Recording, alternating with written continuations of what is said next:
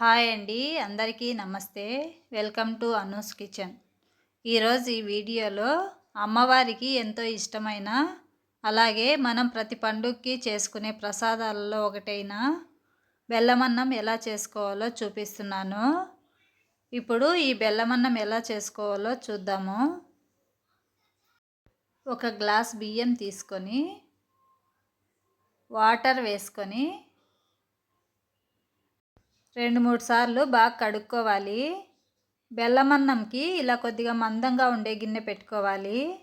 మందంగా ఉండే గిన్నె పెట్టుకుంటే తొందరగా అడుగు అంటకుండా ఉంటుంది. ఇలా 2-3 సార్లు కడుక్కున్న తర్వాత ఒక గ్లాస్ బియ్యంకి 4 గ్లాసులు వాటర్ వేసుకొని మూత పెట్టుకొని 1 గంట నానబెట్టుకోవాలి. అంత టైం లేదనుకుంటే కనీసం 30 నిమిషాలైనా నానబెట్టుకోవాలి.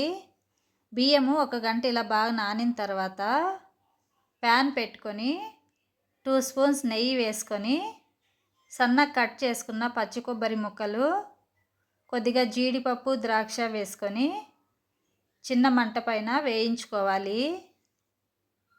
కొబ్బరి, జీడిపప్పు, ద్రాక్ష ఇలా వేగిన తర్వాత పక్కకు తీసేసుకొని ఇప్పుడు స్టవ్ పైన బియ్యం పెట్టుకొని చిన్న మంట పైన వాటర్ పొంగిపోకుండా మధ్య మధ్యలో మూత తీసుకొని కలుపుకుంటూ 10-12 నిమిషాలు ఉడికించుకోవాలి.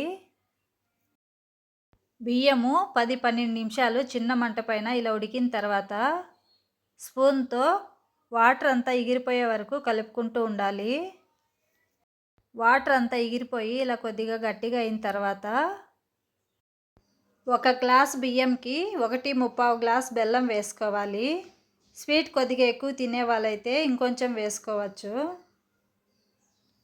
ఇప్పుడు బెల్లం అంతా బాగా కలిసేటట్టు కలుపుకుంటూ ఉండాలి, లేదంటే తొందరగా అడుగు అంటుతుంది. బెల్లం అంతా ఇలా బాగా కరిగిపోయిన తర్వాత ఇప్పుడు ఇందులోకి కాచి చల్లార్చుకున్న 1 గ్లాస్ పాలు వేసుకొని పాలు బాగా కలిసిపోయి అన్నం దగ్గర పడే వరకు చిన్న మంట పైన కలుపుకుంటూ ఉండాలి. అన్నం ఇలా కొంచెం దగ్గర పడిన తర్వాత ఇప్పుడు ఇందులోకి 1 స్పూన్ యాలకుల పొడి, వేయించి పెట్టుకున్న కొబ్బరి, జీడిపప్పు, ద్రాక్ష, 1 స్పూన్ నెయ్యి వేసుకొని ఇవన్నీ బాగా కలిసేటట్టు కలుపుకోవాలి. అన్నం ఇలా కొద్దిగా లూజ్గా ఉన్నప్పుడే ఆఫ్ చేసుకోవాలి, చల్లారేలోపు కొద్దిగా గట్టిగా అవుతుంది.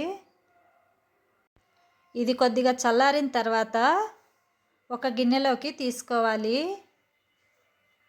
అంతే అండి, అమ్మవారికి ఎంతో ఇష్టమైన బెల్లమన్నం ప్రసాదం రెడీ అయిపోయింది. ఈ వీడియోలో చూపించిన కొలతలతో ట్రై చేయండి, చాలా బాగా వస్తుంది. అలాగే మీకు ఈ వీడియో నచ్చినట్లయితే లైక్ చేయండి, షేర్ చేయండి. ఇంతవరకు నా ఛానల్ని సబ్స్క్రైబ్ చేసుకొని వాళ్ళు సబ్స్క్రైబ్ చేసుకోండి. Thank you for watching.